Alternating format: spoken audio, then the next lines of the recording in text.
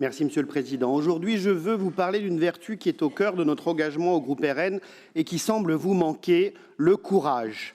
Ce mot, simple mais puissant, incarne la boussole qui doit guider chacun de nos choix, chacune de nos actions et surtout chacune de nos responsabilités. Le courage politique, c'est d'abord la capacité de dire la vérité même quand elle dérange. C'est de faire des choix difficiles, non pas pour plaire, mais pour protéger et défendre les intérêts de notre région.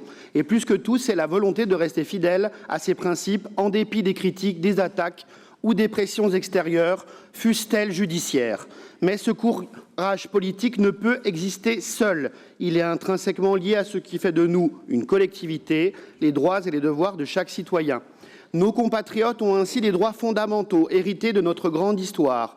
Cependant, avoir des droits implique également des devoirs, ceux de respecter les lois, les institutions, et c'est évidemment valable à l'échelon de notre territoire. Le courage politique, c'est de reconnaître cette vérité. On ne peut pas demander des droits sans être prêt à remplir ses devoirs. Les deux sont indissociables. Tout citoyen doit contribuer à l'effort commun et au bon fonctionnement de notre collectivité.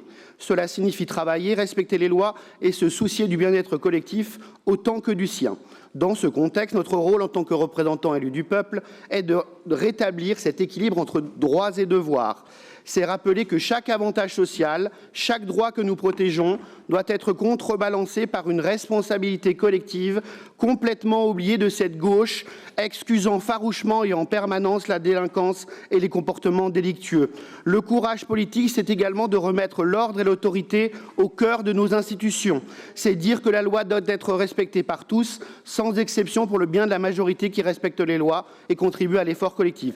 Nous vivons dans un monde en perpétuelle mutation où les pressions extérieures, économiques et migratoires mettent à l'épreuve notre capacité à maintenir notre modèle républicain. Nous devons défendre avec conviction, force et sans relâche les intérêts des Auvergnats et des Rhône-Alpins. Le courage politique, c'est enfin et surtout oser défendre une région souveraine qui protège ses enfants français et honore ceux qui travaillent dur pour elle. Soyez à la hauteur de cette tâche. Ayez le courage de dire les vérités oubliées que les écolos escrolos, ex-nouveaux anciens socialistes et futurs anciens marxistes préfèrent ignorer. Dans notre région Auvergne-Rhône-Alpes, les aides régionales destinées aux lycéens et aux jeunes méritants, notamment, constituent un investissement clé pour l'avenir de notre région. Ces aides, qu'elles concernent les bourses au mérite plus ou mention très bien, les parcours de la réussite pour des élèves issus de milieux plus modestes, entre autres, doivent être accordées de manière juste et responsable en tenant compte des intérêts de nos administrés. Mais à ces droits s'ajoutent des devoirs, notion inusitée par nos collègues de gauche, chantre d'une générosité anarchiste, aveugle et ouverte à tous les vents et les maux de l'insécurité, de la perdition morale. Ces devoirs sont ceux de s'investir pleinement dans leur parcours scolaire ou professionnel et de respecter les règles et les membres directs ou indirects de la communauté éducative.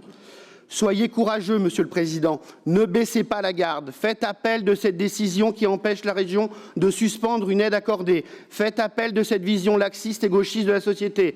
Faites de vos actions le reflet de vos mots face caméra. Soyez dignes de la confiance de nos concitoyens. Debout et droit, combatifs et obstinés, on ne peut pas faire semblant d'être courageux, disait Napoléon Bonaparte. Alors écrivez l'histoire pour y être du bon côté, celui des justes, des rigoureux, des courageux, des méritants, des exemplaires et pas de l'autre, celui des laxistes, des démagogues, des penseurs dépassés, de la chienlit et de la gauche délabrée.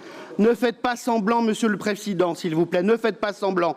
Vous semblez reculer, vous dissimulez une défaite judiciaire et vous semblez l'accepter, ce n'est pas notre cas.